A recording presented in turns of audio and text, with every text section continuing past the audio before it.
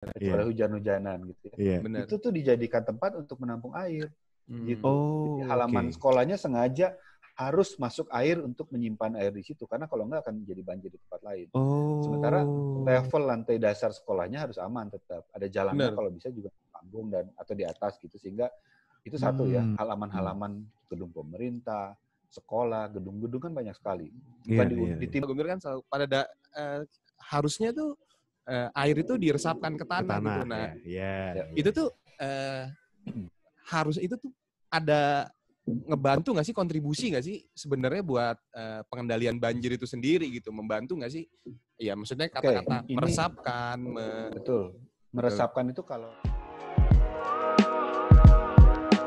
Selamat datang. Selamat datang. Selamat datang. Selamat datang. Selamat datang. Selamat datang. Selamat datang.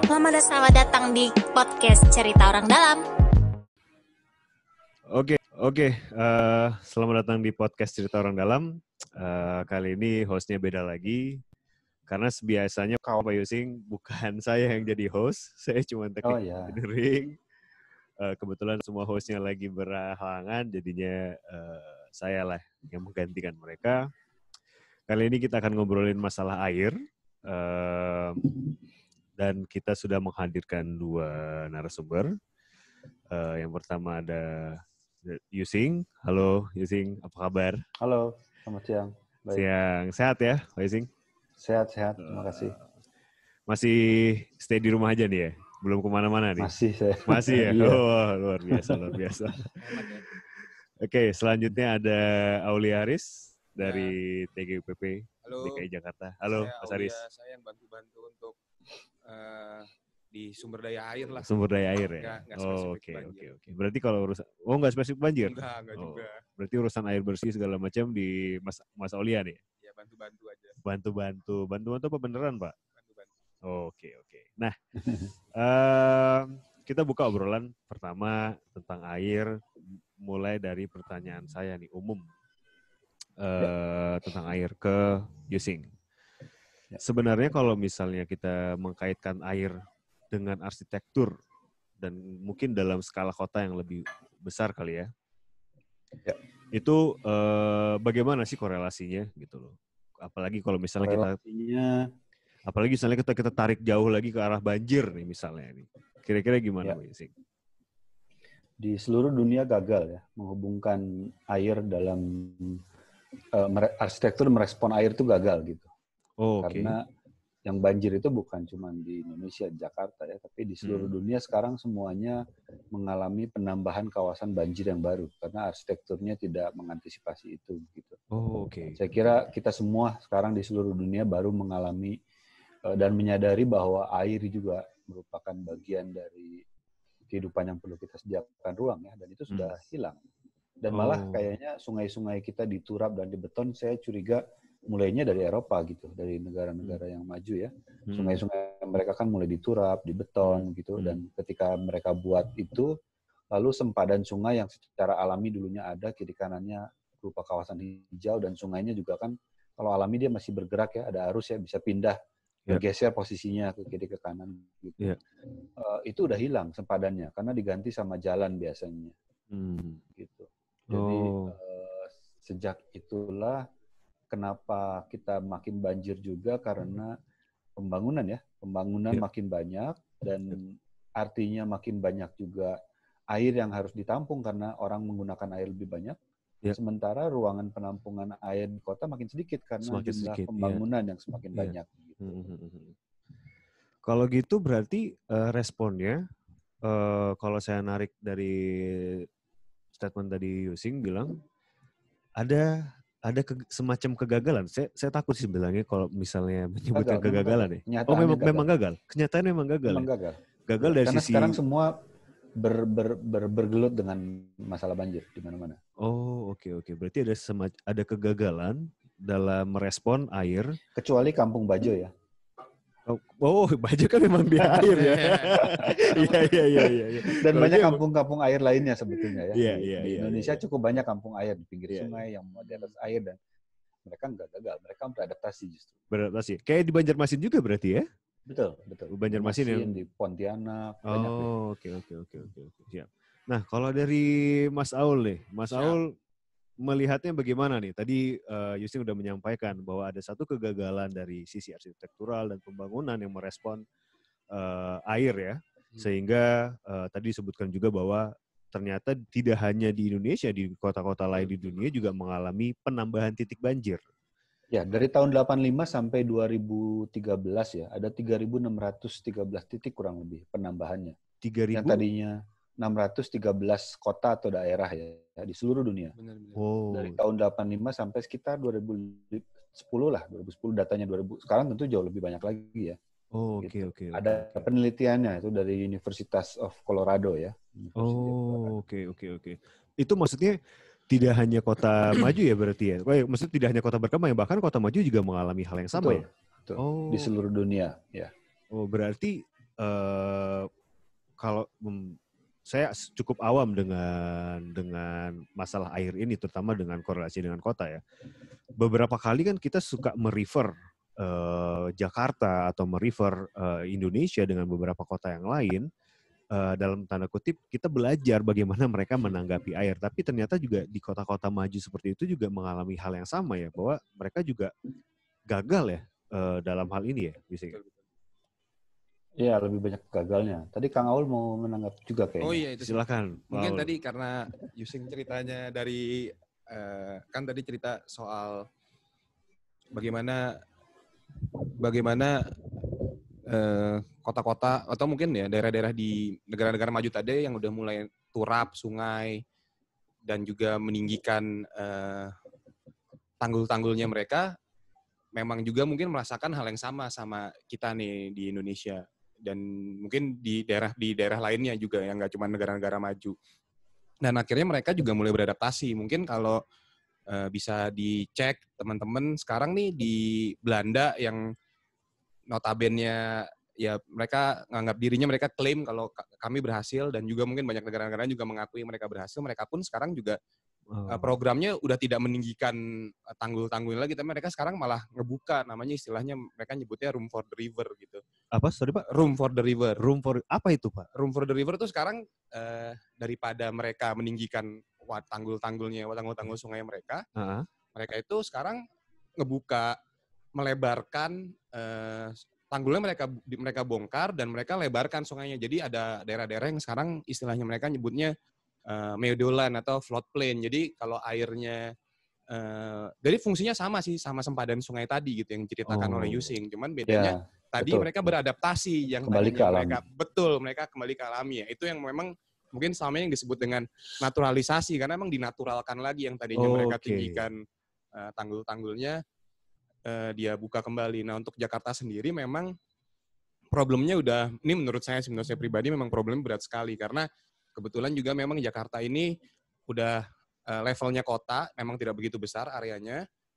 Besar untuk ukuran kota tapi tidak besar areanya, tapi menampung begitu banyak beban. Misalkan ada 13 sungai yang ada di yang melewatinya, terus habis itu dan alhamdulillahnya kita tropis nih. Jadi memang saat musim hujan ya basah. Jadi memang benar-benar hujan, benar-benar musimnya musim basah, jadi curah hujannya tinggi gitu. Jadi memang beban berikutnya adalah hujan. Dan yang ketiga ada lagi dari rob gitu, banjir rob, karena kan kebetulan Jakarta adanya di Teluk gitu. Nah, itulah yang jadi membuat Jakarta menjadi lebih berat nih tantangannya. Jadi udah tadi memang menurut saya dicap gagal, ya bisa dibilang gagal, tapi juga bebannya berat sekali. Jadi memang adaptasinya harus bisa lebih melebihi tantangan-tantangan tadi yang ada. Gitu sih kalau menurut saya, Yusing. Ya. Saya ada data sedikit soal Belanda tadi ya. Silakan. Buat teman-teman yang belum tahu, ini buat menarik aja. Jadi Belanda itu dibangun dengan kawasannya banyak sekali reklamasi begitu ya. Tahun 1900, abad berapa tuh berarti? 10 lah ya. Tahun 1900 itu ketinggian reklamasi tanahnya itu sekitar 3,6 di atas permukaan laut, 3,6 meter. Iya. Ya. Tetapi karena dipakai oleh manusia, ada penggunaan tanah, ada pembebanan dan lain sebagainya, secara alami dia turun lagi. Yang tadinya direklamasi tingginya 3,6 meter, tahun 1500, abad 16 ya. Abad 16 ya. itu sama dengan permukaan laut. Jadi selevel lagi. Sekarang rata-rata itu sudah 2,4 meter di bawah permukaan laut tanahnya Belanda itu turun. Di bawah permukaan laut 2,4 meter kira-kira. Itu tanah yang hasil reklamasinya tadi ya? Betul, yang rata-rata hasil reklamasi. Jadi itu persoalan besar begitu ya. Nah tentang Jakarta, ini juga menarik ya. Saya boleh share screen nggak nih? Boleh. Boleh ya, saya coba. Boleh. Ini lancar ya. Jakarta bukan cuma persoalan itu saja sebetulnya, tetapi memang kondisi alaminya kan ini aluvial. Saya dapatkan nih. Aluvial betul, dan ini sebentar.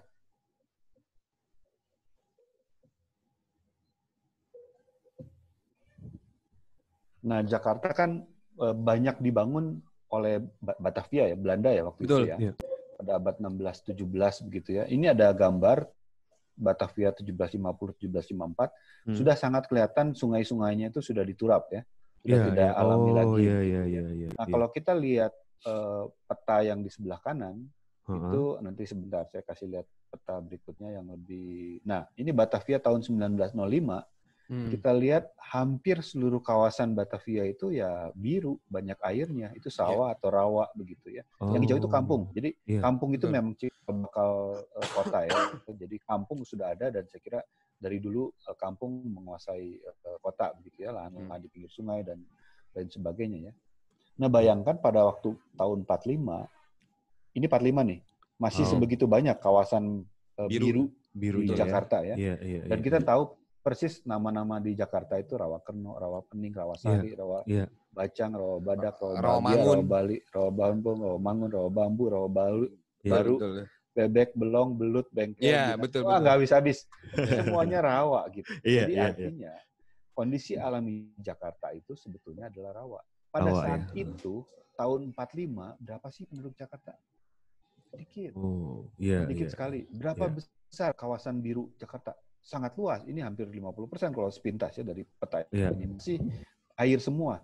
Bagaimana mungkin hari begini ketika jumlah penduduk sudah sedemikian banyak, RTH-nya aja tinggal bersisa 10%, ruang birunya mungkin cuma 3%, begitu ya. Kemudian bisa hanya dengan ngotak-ngatik sungai, urusan selesai. Padahal pada waktu zaman Batavia, Belanda, itu kebanjiran juga Batavia. Udah sering sekali. Sampai ada berkali-kali. Mungkin kalau bukunya kayaknya sama nih bukunya nih. Kalau BOW itu kan ada dulu istilahnya kan Burgermeister underwater, Batavia underwater tuh. Jadi memang benar-benar Batavia tuh dulu emang udah tenggelam dari berapa kali. Yang paling parah 1883 memang. Hujannya saya bilang benar, hujannya hampir sama yang sama kemarin nih. Hujan 300-an itu, 350. Dan ini yang saya bilang perencanaan kota gagal karena Batavia membangun Jakarta yang kondisi alaminya adalah kota air, rawa-rawa, diubah menjadi kota daratan seperti sekarang ya, kering gitu, ditimbun. Nah, makanya sampai sekarang ratusan tahun Jakarta banjir terus karena kegagalan ini menurut saya begitu ya. Iya benar sih.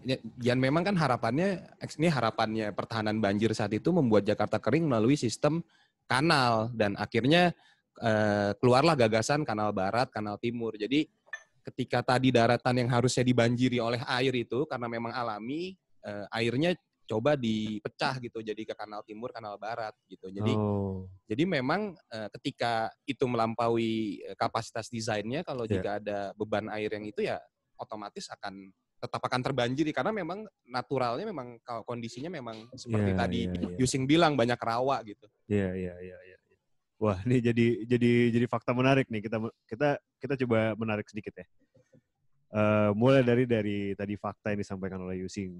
Pertama, kota-kota besar di dunia pun bahkan kota maju juga mengalami penambahan titik banjir.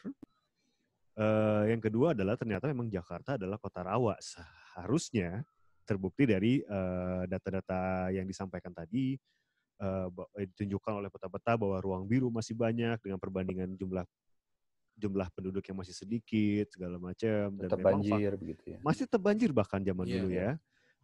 Dan sekarang dengan kondisi yang seperti ini kita bahkan hanya menggantungkan itu semua dengan sungai Yang mana itu kekonyolan yang paling besar. Dengan float kanal itu, dengan kanal-kanal. Ya. Dan sungainya itu juga tidak muncul, maksudnya hulu sungainya tidak hanya di Jakarta, bahkan dari Bogor. Betul, gitu kan ya. Betul. Yang kalau di ya dari sana sampai ke pesisir Jakarta ya dengan kondisi seperti itu gitu loh. Tadi tentu hutan di kawasan puncak juga sudah banyak berubah sekarang kan, banyak pembangunan. Betul. Nah, yang saya menarik adalah kalau misalnya kita katakanlah udah gagal nih, Yusing, kita udah gagal menatanya. Kira-kira apa sih yang paling tidak bisa kita lakukan dengan tidak hanya menggantungkan diri dengan sungai? Kira-kira dari sisi apa yang sebenarnya menarik untuk dieksplor ataupun apa yang bisa dilakukan secara pada level pribadi ya mungkin ya. Oke, saya bahas dulu mungkin biasanya solusi pemerintah ya yang dilakukan di Indonesia di mana-mana nih, di seluruh kota nih. Kalau ada kawasan banjir, jalanan kebanjiran, maka itu akan ditimbun, entah kena banjir hujan atau banjir rob gitu ya. Iya. Biasanya jalan ditimbun lebih tinggi. Ditinggiin. Oh iya. Kayak Semarang ada rob itu 50 cm gitu, tanahnya turun juga tuh 50 cm per 5 tahun ya. Jalan ditinggiin gitu. Kemudian warga juga kan kalau mampu jalan kafling ditimbun ya. Sehingga banyak kan perumahan itu menjual kafling bebas banjir. Padahal sebetulnya meninggikan kafling kan. Iya. Benar juga. Jadi dia meninggikan kafling, dia dianggap bebas banjir, tapi dia menjadi penyebab banjir karena harusnya air yang ada di situ tuh dipindahkan ke tempat lain yang lain. Oh iya. Benar. Nanti ketika semua jalan sudah ditimbun, semua kafling sudah ditimbun, rame-rame semua kebanjiran lagi, balik lagi.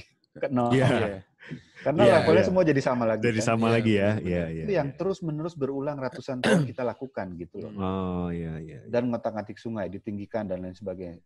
Kemarin aja udah meluap tuh dari sheet pile-nya Ciliwung ya yang sudah yang udah dinormalisasi itu benar. Ya, padahal belum semuanya di sheet pile. Kalau udah semua makin tinggi lagi meluapnya gitu. Benar. Jadi saya kira kalau dalam konteks Jakarta lah, kita bilang Jakarta ya. Harus kembali ke kondisi alaminya. Jakarta itu membutuhkan ruang, bahkan seharusnya ruang biru lebih banyak daripada zaman dulu. Karena orangnya lebih banyak sekarang. Kiriman air dari puncak lebih banyak daripada dulu. Begitu sekarang ini. Maka seharusnya menyediakan ruang bagi air itu harus lebih banyak dibanding zaman dulu. Logikanya begitu. Makin banyak manusia yang pakai air, makin banyak kita mengambil air tanah, makin banyak air yang dibutuhkan untuk dikelola begitu sebetulnya. Jadi yang harus dilakukan ya kembali aja menjadi Jakarta kota air. Jangan lagi melawan seperti zaman Belanda sampai sekarang terus-menerus melawan gitu. Sudah terlalu banyak, saya nggak tahu berapa lagi triliun, ratusan triliun yang sudah habis karena mengantisipasi banjir dan gagal gitu loh. Persoalan. Nah, kalau misalnya tadi menarik yang disampaikan adalah mengembalikan ke kondisi Jakarta seperti dulu, menciptakan ruang-ruang biru. Itu bagaimana sih? Bagaimana nih kita menciptakan ruang birunya gitu loh? Sementara Jakarta udah penuh begitu ya? Iya, sementara kondisi lahan tuh udah penuh gitu loh. Itu gimana ya? Regulasi ya. Jadi pertama setiap ada pembangunan jalan misalnya. Entah jalan lingkungan, entah jalan besar, entah jalan pedestrian. Saya kira semuanya harus mulai menjadi panggung. Supaya di bawah jalan itu menjadi ruang resapan, ruang menyimpan air. Setiap pembangunan baru, apapun, mau rumah tinggal, mau bangunan tinggi sekalipun, jangan bikin basement. Dia harus panggung. Bangunannya panggung. Lantai dasarnya dinaikkan dari level sekarang, begitu ya. Bawah jalanan, bawah bangunan itu menjadi ruang penampungan air. Level lantai dasar dari bangunan itu bisa lobi, bisa apapun. Kalau bangunan tinggi begitu, parkirnya di atasnya lantai dasar.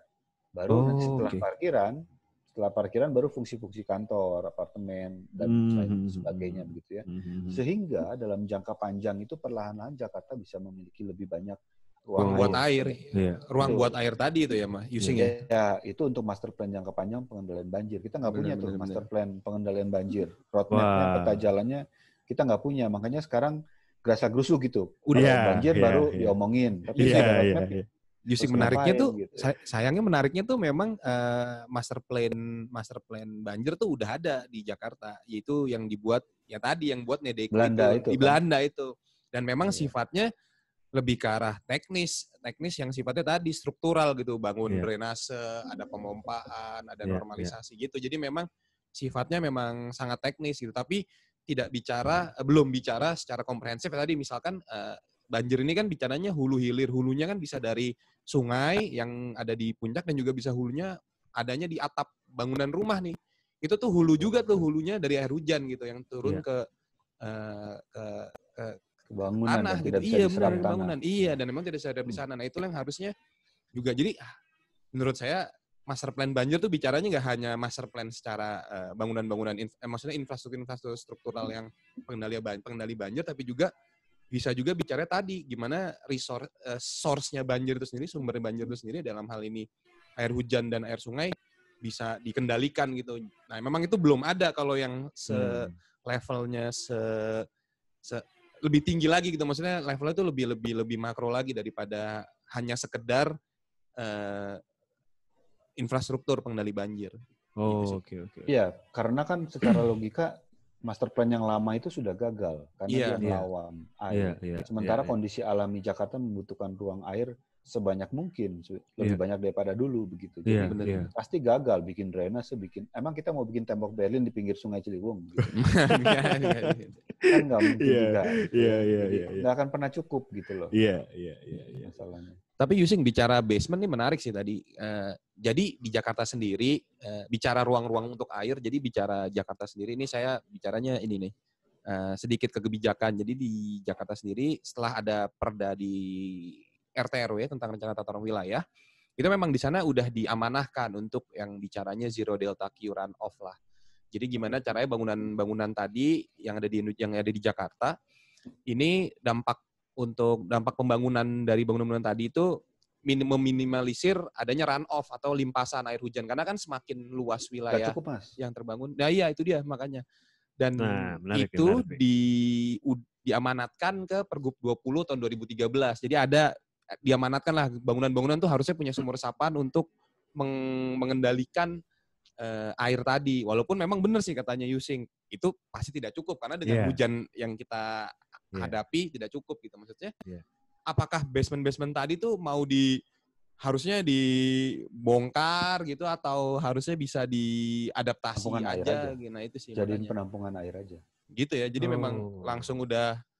Jadi idealnya memang seperti itu ya, karena kita adanya di hilir. Logikanya sederhana, kenapa nggak cukup? Dulu bangunan-bangunan itu adalah lokasinya air. Sekarang jadi bangunan. Jadi kalau cuma zero run off, nggak boleh zero, harus negatif, harus nampung lagi air gitu loh. Oke. Nah itu menarik. Ya, percuma zero run off, sementara dulu dia nampung air dari tempat yang lain. Dulu dia plus ya, harus di minus berarti. Iya benar. Kalau masih nol ya dia masih nampung. Plus berarti. Iya benar. Iya, masih banyak air yang dibuang dan harus tertampung di tempat lain ya, bahkannya berarti ya. Betul. Artinya kalau zero run off kan beban air harus ditampung di luar dari kafling, maka di jalanan. Iya. Ya banjir gitu. Karena dulunya juga semua kawasannya kawasan air. Nah, menurut saya kalau ada regulasi yang lebih holistik tadi mengatasi persoalan ini secara lebih melihat kondisi alami Jakartanya yang memang seharusnya kota air, sederhana aja. Logikanya sih sederhana, ini prakteknya akan sulit ya. Jadi basement itu kalau belum mau dibongkar karena akan sangat mahal, jadikan penampungan air ya. Lantai dasar dinaikkan sedikit supaya kita tetap ada nggak kebanjiran lah, kira-kira begitu ya. Misalnya semua rame-rame naik 1,20 meter misalnya begitu. Karena biasa bangunan lantai bawah kan juga cukup tinggi tuh. Kalau dia mau tetap lebih tinggi ya udah bongkar aja lantai satunya supaya tetap dapat ketinggian lantai dasar yang mewah misalnya kalau memang mau begitu ya. Lantai atas mulai ada pikirkan bagaimana akses parkiran atau bikin gedung parkir atau bikin akses rem untuk parkir mobil di atas atau pakai lift mobil dan lain sebagainya lah, bisa banyak cara ya, itu sebagai solusi antara. Solusi jangka panjang tentu setiap bangunan baru sudah harus pakai regulasi yang baru begitu ya. Kenapa penting penampungan penampungan basement jadi penampungan air ini? Seperti contoh di Tokyo. Tokyo itu sejak mereka punya pelayanan air bersih yang lebih baik, artinya tidak lagi membebaskan masyarakat mengambil air tanah, hampir nol mengambil air tanah. Maka penurunan tanah Tokyo tadinya juga dahsyat, besar sekali. Tanahnya turun kan. Lalu tahun 65 berhenti, jadi hampir nol. Hampir tidak turun lagi tanahnya Tokyo. Jadi masalah banjir juga berkurang karena tanah nggak ambles kan. Kemudian itu ada sumber air bersih yang lain dan mereka membangun penampungan air raksasa ground storage, di satu lokasi. Iya, ground storage yang amat sangat besar dan itu sangat mahal sekali begitu ya. Saya kira di dunia yang cuma ada Tokyo, yang lain saya nggak tahu terlalu mahal begitu. Harganya nggak masuk akal. Itu pun masih ilmuwan masih mempertanyakan apakah akan terus cukup sampai jangka panjang. Sementara beberapa bagian dari Tokyo sekarang juga ada beberapa wilayah yang mulai banjir juga begitu ya, walaupun tidak lama gitu. Jadi bukan zero runoff, tapi justru kawasan-kawasan yang ada dioptimalkan menampung air hujan, masukin air. Ya.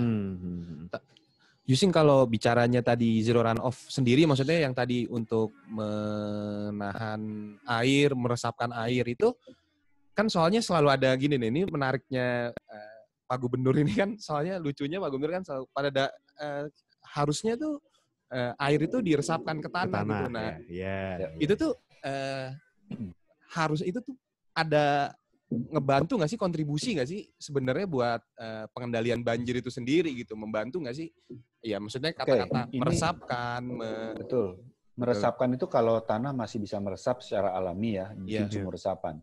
Kadang-kadang tanahnya sudah jenuh air kan, jadi tidak bisa meresap, terutama Jakarta bagian utara begitu ya. Atau tanahnya ya kandungan geologi tanahnya susunannya susah untuk meresap, itu bisa dibuat sumur-sumur dalam saya kira ya. Sumur yang memang sistemnya injeksi air untuk mencapai lapisan mendekati akuifer supaya dia tersaring dan teknisnya orang yang lebih ngerti lah. Tapi intinya akuifer kita kan udah kering nih, sangat krisis gitu karena kita ambil terus akuifer air dari akuifer begitu ya, sehingga tanahnya ambles kan Jakarta itu. Maka kita harus kembalikan lagi, isi lagi airnya. Nah di Tokyo itu sama, ketika berhenti mereka menginjeksi air, permukaan air tanah naik kembali lagi, mengisi lagi. Yang dulunya sudah dalam sekali posisi air tanahnya, sekarang perlahan-lahan naik lagi, terisi lagi begitu. Jadi itu memang perlu juga untuk mengembalikan lapisan air di bawah tanah gitu. Berarti banyak sebenarnya alternatif yang bisa dilakukan ya. Salah satunya tadi kalau misalnya ada bangunan baru, jangan lagi pakai basement, kalau bisa modelnya panggung. Terus salah satunya tadi juga melakukan injeksi air ya ke tanah ya. Dan untuk banjir sendiri mungkin bisa diparkirin air. Jadi maksudnya airnya tuh diparkir dulu di bawah untuk sementara. Jadi memang kalau ini kan bicaranya berarti ini yang saya pahami ini kan low impact development nih. Berarti memang low impact development dalam hari ini bicaranya ya tadi sumur resapan, parkir air, gimana caranya air nggak langsung dialirin lah kayak gitu tuh. Berarti tetap memang harus bisa dikomplementarin sama yang udah ada sekarang nih kan, yang sarana prasarana yang ada sekarang nih, udah ada kanal dan sebagainya gitu. Parkir air itu gimana Pak?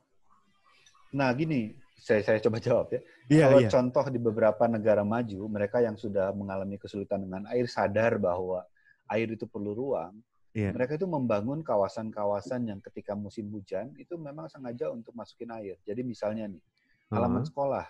Kalau kita kan halaman sekolah nggak boleh banjir gitu. Betul. Sementara kalau musim hujan kan nggak ada juga orang beraktivitas di halaman sekolah. Kecuali hujan-hujanan gitu ya. Itu tuh dijadikan tempat untuk menampung air. Gitu. Jadi halaman sekolahnya sengaja harus masuk air untuk menyimpan air di situ karena kalau enggak akan jadi banjir di tempat lain. Sementara level lantai dasar sekolahnya harus aman tetap. Ada jalannya kalau bisa juga panggung atau di atas gitu sehingga itu satu ya, halaman-halaman gedung pemerintah, sekolah, gedung-gedung kan banyak sekali. Bukan ditimbun tinggi dengan masuk air gitu. Tapi gimana caranya? Benar. Tapi gimana caranya air tuh? Benar Yusing, gimana caranya air tuh kita hidup dengan air. Maksudnya ketika musim hujan, ya memang sengaja dibanjirin, bukan kebanjiran, tapi dibanjirin biar air tuh memang ada di situ gitu. Ini nambahin Yusing tadi, kalau memang para pendengar podcast ini bisa nyari-nyari lagi, yang tadi dibicarain Yusing tuh memang benar. Jadi sekarang di Belanda sendiri, ini negara maju nih, dia udah ngomongin air, udah bisa dibilang mungkin jangan paling jago. Mereka sekarang punya namanya Amsterdam Rainproof. Jadi gimana caranya biar bangunan-bangunan di Belanda itu, bangunan-bangunan di Amsterdam terutama, bisa menampung air hujan gitu. Maksudnya airnya bisa digunakan lagi dan tidak langsung ke tanah. Bahkan sekarang banyak tegel-tegel tuh malah dibongkar sekarang, jadi-jadiin dasar tanah. Dan kalau yang lebih keren lagi misalkan di UK, di Inggris sekarang mereka pendekatannya pakai SDGs, Sustainable Drainage System gitu. Jadi gimana caranya di London baru tahun 2016 baru didorong misalkan ada taman-taman di mungkin penghijauan di London itu dibikin cekung sama dia sengaja biar air memang ketika musim hujan jadi basah. Ya. Iya. Betul. Oke. Termasuk itu taman-taman. Makanya kritik saya terhadap RPTRA yang demikian hebat kampanyenya. Itu RPTRA menyelamatkan diri, bukan menyimpan air di situ, tetapi menimbun tinggi-tinggi. Hampir tidak ada satupun bangunan yang saya lihat fotonya sampai sekarang nggak ketemu ya. Di RPTRA kan ada bangunan tuh. Nggak ada satupun bangunannya panggung, semuanya ditimbun. Termasuk taman-tamannya, kadang-kadang ditanggul-tanggul gitu loh, ditinggi-tinggikan. Gitu. Nah, semua taman di Indonesia pada dasarnya itu taman bertanggul. Taman kota ya. Ini juga salah. Nah, dalam paradigma yang baru, harusnya rain garden, taman hujan. Benar, harusnya rain garden. Ketika musim hujan, taman-taman itu justru lebih rendah dari jalan, menampung air dari perkerasan, diresapkan ke dalam tanah. Atau ditampung ke penampungan air di bawah tanah. Termasuk selokan. Selokan itu ada yang namanya bioswale. Jadi saluran alami terbuka, bukan tanah, bukan beton begitu ya. Tanah berpori sehingga saluran itu bukan hanya mengalirkan air, tapi juga dalam perjalanan air mengalir itu dia meresap ke dalam tanah. Oke. Tapi untuk Jakarta itu semua nggak akan cukup masalahnya. Benar.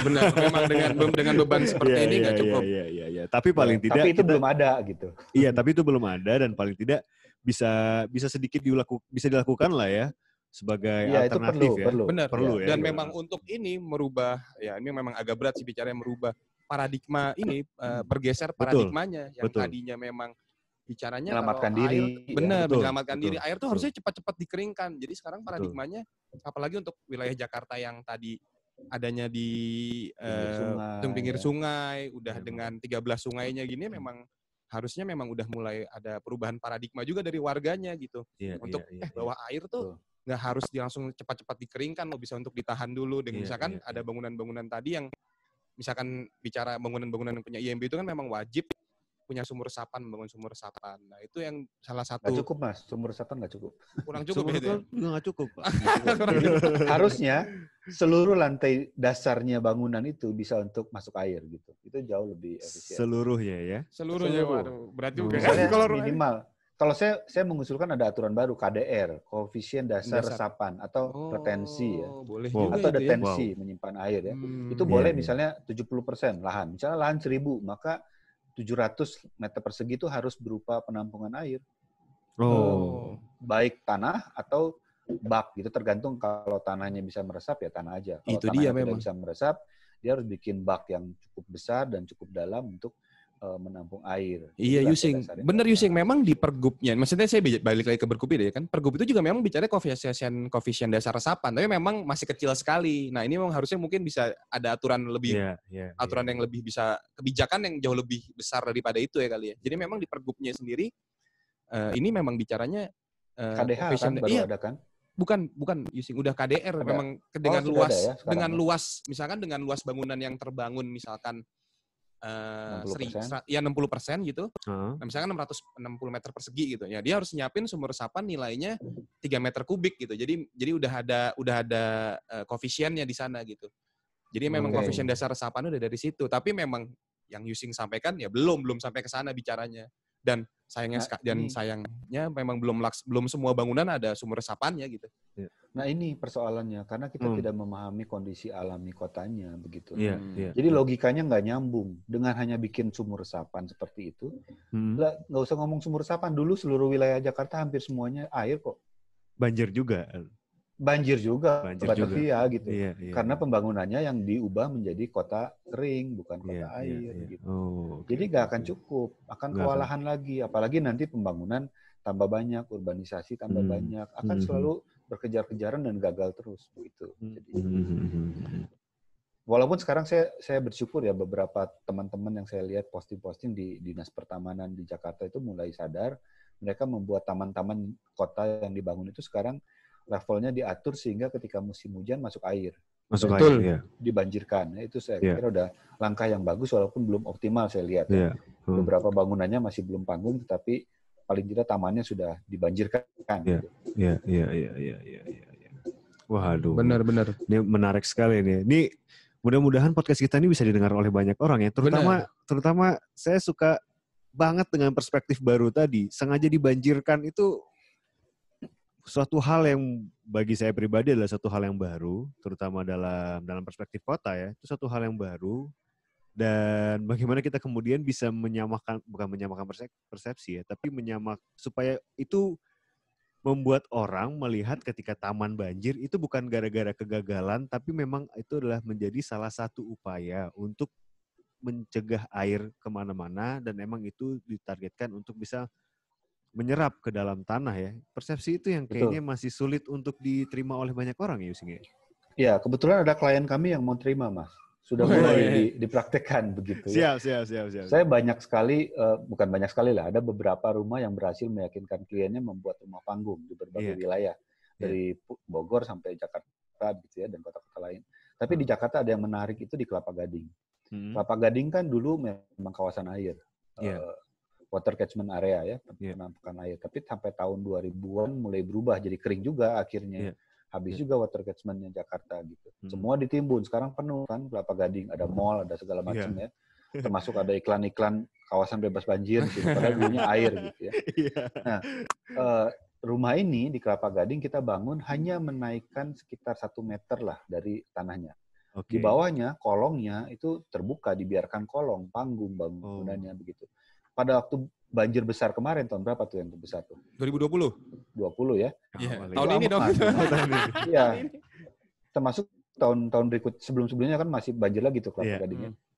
Rumah ini aman, hanya memang berhasil sesuai rencana kita, halamannya dan kolong rumahnya itu masuk air. Begitu. Nah, bayangkan ini cuma semeter loh. Bayangkan kalau seluruh Kelapa Gading itu semuanya panggung, pasti lebih rendah dari 1 meter tuh air.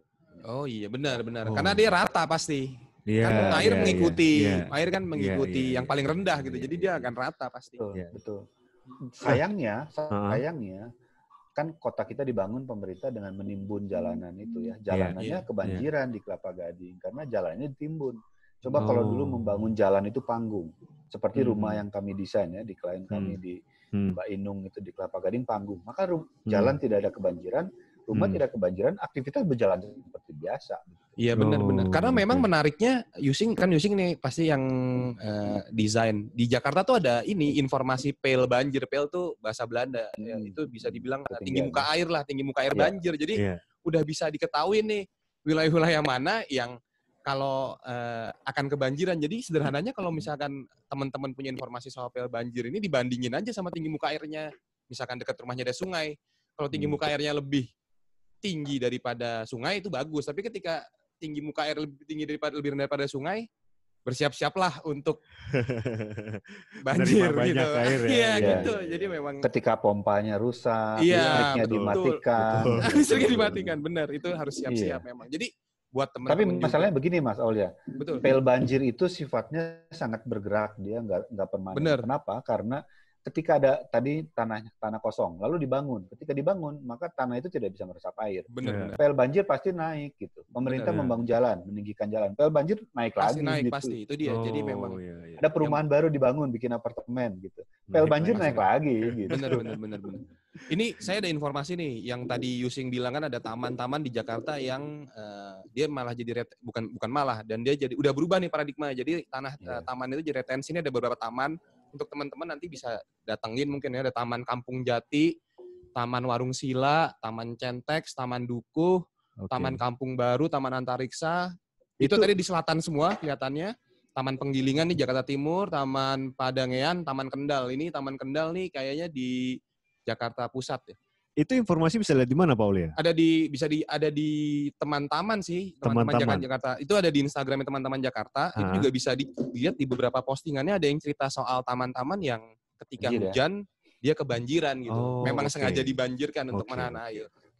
Nah, menarik lagi nih pertanyaan gue selanjutnya adalah tadi Yusing sempat bilang ada beberapa klien yang kemudian menerima dan ternyata efeknya berhasil sesuai dengan rencana ya? Iya. Berarti secara arsitektur itu memang memungkinkan untuk dilakukan hal seperti itu ya? Maksudnya mungkin ya di kayaknya awam ya, gue awam tuh. Iya. Listriknya gimana? Terus nanti masalah sampahnya gimana? Atau masalah masalah taman gue jadi rusak dong atau gimana? Ya itu kan pasti muncul di pertanyaan-pertanyaan orang luar gitu. Berarti secara arsitektur sebenarnya memungkinkan deh. Betul, ini ada contoh yang menarik sebetulnya di Jepang lagi ya. International Stadium Yokohama. Itu lokasi lahan yang cukup luas, ada di pinggir Sungai Surumi. Nah, Sungai Surumi ini pernah banjir sehingga mengakibatkan korban banyak sekali lah di kawasan yang lebih hilir begitu ya. Nah, ketika Yokohama Stadium ini dibangun, dia menyediakan lahannya memang secara bertahap sampai hampir seluruhnya ketika debitnya besar itu bisa masuk air. Memang dari awal didesain seperti rencana tadi. Boleh. Bertahap ya. Ketika tahap 1 nih airnya segini, maka dia hanya setengahnya lahan kebanjiran. Nanti ada pintu air. Ketika nggak cukup lagi, kita perlu lebih banyak, dimasukkan lagi airnya ke kawasan yang lebih dalam. Seluruh lahannya masuk air, tetapi fungsi stadium di atasnya dan fungsi-fungsi lain tetap aman gitu loh, karena dia panggul. Boleh juga ya, menarik juga ya. Jadi memang ini direncanakan, termasuk juga bangunan-bangunan yang saya bilang tadi sudah direncanakan. Nah, persoalan taman dan lain-lain tuh nanti persoalan pemilihan landscape ya. Ada beberapa pohon yang mungkin kalau kena banjir sekian jam masih aman, masih tahan, tapi yang beberapa jenis tertentu nggak bisa, misalnya itu bisa diatur. Berarti fungsi-fungsi septic tank misalnya. Itu sudah nggak bisa lagi di lantai dasar, level pembuangan airnya dia harus dinaikkan supaya ketika dia banjir tetap airnya bisa lebih tinggi dari muka banjir begitu ya. Ataupun butuh memang perlindungan yang lebih ketat ya, maksudnya buat yang wastewater treatment gitu-gitu ya, misalkan mau dibanjirkan. Betul, air kan ketika kita pakai kan kita masukin air maka air akan keluar kan dari tank atau dari biofuel atau apa. Nah keluarnya air ini kalau dia di bawah muka air banjir kan nggak mungkin bisa keluar air. Jadi harus didesain dari awal gitu, ditinggikan. Harus disiapkan. Jadi memang bicara dibanjirkan ini memang benar-benar bukan hal yang kebanjiran, tapi memang harus disiapkan ya. Memang harus lebih siap gitu dari desain. Nah lucunya Belanda itu sekarang mau mengklaim new paradigm ya, paradigma baru Belanda dalam menghadapi air itu Belanda Dutch solution disebutnya dalam artikel itu ya. Dutch solution itu sekarang live with water. Namanya juga usaha. Padahal kalau kita ke Kampung Bajo dari dulu tinggal air bersama air. Ya itulah penelitian ya Yusing, karena mereka mungkin sekarang udah punya penelitian kalau lama-lama nih kita udah nggak bisa lagi nih dengan pompa dan sebagainya gitu dengan Delta Works-nya mereka gitu. Sangat mahal, banyak gagalnya, tetap banjir juga. Benar. Jadi udah harus beradaptasi. Nah yang menarik ada di Palangkaraya ya. Di Palangkaraya itu ada kampung tua di pinggir sungai, namanya Kampung Pahandut. Kampung Pahandut ya, cikal bakalnya kota Palangkaraya. Menariknya, Kampung Pahandut ini ketika airnya surut, ini banjir surut ya, pasang surut karena dia terpengaruh muka air laut ya. Sungai apa sih di Palangkaraya itu yang besar saya lupa. Itu terpengaruh pasang surut air laut. Jadi ketika pasang naik tuh airnya tinggi. Ketika surut dia airnya sedikit gitu. Nah si kampung ini dibuatnya panggung. Ketika surut siang-siang begitu, itu halaman kampungnya itu berupa sungai yang kering gitu ya. Itu jadi halaman, anak-anak bermain layang-layang, untuk menyimpan perahu dan lain sebagainya. Ketika pasang airnya naik, air semua di bawah kampung itu. Nah mereka sudah live with water dari dulu gitu loh. Jadi menurut saya kita harus belajar justru kepada yang begini-begini nih. Bagaimana kita beradaptasi. Bukan melawan air gitu, bukan menimbun. Wah kita banjir di kampung, kita timbun, matilah nanti. Kalau airnya lebih tinggi lagi. Benar. Waduh, menarik sekali ini diskusi kita ya. Jadi saya sangat tertarik sama Yokohama Stadium itu ya. Jadi kapan nih cerita orang dalam bisa ada jalan-jalan gitu ke sana? Ya nanti Bapak. Mana tahu kita bisa ajak Yusing juga kan buat sekalian cerita bagaimana kan ya. Saya udah sering jalan-jalan tapi hanya online. Ya. Waduh. Diskusi kita menarik banget. Ini isinya daging semua kayaknya. Daging semua nih. Dan mudah-mudahan apa ya? Kurang enak loh Mas. Biasa lemak yang bikin enak. Iya benar sih, benar. Karena kalau gulai kambing nggak semuanya daging aja. Kering kan daging semua. Ya, Mudah-mudahan kita tadi banyak sekali ya. Yang paling gue suka adalah masalah perspektif baru sih dengan hidup dengan air ya. Sebenarnya bukan perspektif baru ya. Indonesia udah kenal dari lama gitu. Betul. Cuman orang-orang di Jakarta ini ngelihat hidup dengan air itu kayaknya masih enggan sekali ya untuk bisa bicara. Tepatnya orang sekolahan ya. Orang sekolahan ya. Aduh. Justru malah orang yang berpendidikan ya berarti ya. Dulu belum ada sekolah kan kampung-kampung itu bisa beradaptasi dengan alam gitu. Nggak ada sekolahan. Asik, menarik. Mereka belajarnya dari alam gitu. Kita belajarnya dari negara maju mungkin, dari pendidikan yang diturunkan. Padahal sudah usang semua tuh, sistem pendidikannya sudah salah semua. Makanya sekarang Kementerian PU tuh bangun-bangun banyak yang kacau tuh kalau saya lihat. Gitu. Itu kayak ilmu yang tak kapan gitu. Sungai-sungai di beton. Mana pernah sih ciptaan Tuhan itu sungai ciptaan Tuhan loh. Iya, betul. Gak pernah ada yang beton kok, Tuhan tidak menciptakan sungai beton dan berturap. Benar memang. Tapi kenapa sekarang dibetonkan? Berturap gitu kan benar, aneh. Soalnya tempat belajarnya juga sekarang udah nggak ngebeton sungai lagi, dia udah malah ngebuka sungai. Iya, di Belanda tadi ya. Iya, masih terus jadi pembetonan sungai. Membuat jalan inspeksi sempadan dihilangkan gitu ya.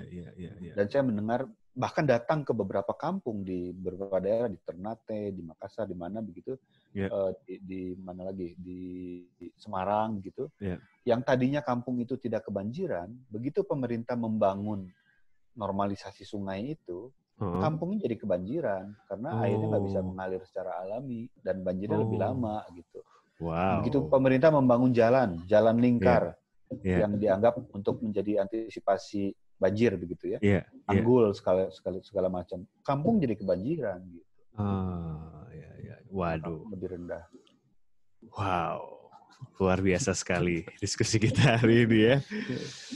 Oke, karena waktu juga Yosing yang harus memisahkan kita. Terima kasih sekali. Mudah-mudahan ini bukan yang pertama ya. Mungkin next kita bisa bikin seri kedua. Seri ketiga karena ini bicara tugas Mas Aulia nih harus ngasih tahu Pak Gubernur nih nggak cukup solusi-solusi yang dengerin Paul sumur resapan itu nggak akan cukup, percuma harus jauh lebih banyak dari itu. Harus lebih jauh lebih itu memang lebih. Dan harus peraturan yang memaksa orang untuk membangun lebih sensitif air. Kalau nggak ada peraturan percuma. Iya.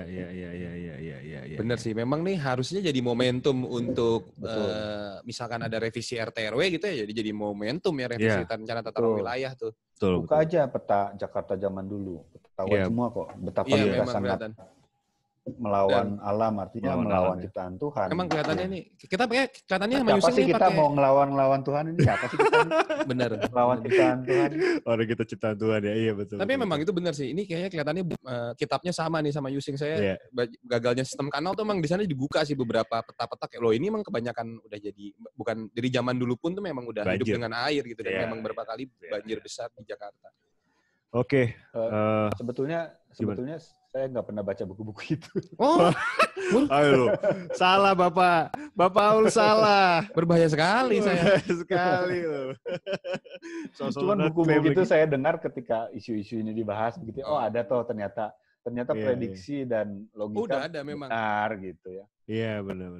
Itu saya malah memang kalau misalkan kita tahu ternyata tuh hujan 350 mm tuh udah kejadian di tahun 1800-an gitu. Dan memang ngulang lagi aja kemarin di tahun 2020 di 370 dan lebih tinggi lagi gitu. Jadi memang itulah pentingnya baca kali ya. Mungkin kurang baca aja memang orang-orang kita ini. Baca dan belajar dengan alam, Pak. Benar. Betul, kita kadang-kadang terlalu berfokus kepada sumber referensi ya, bacaan itu.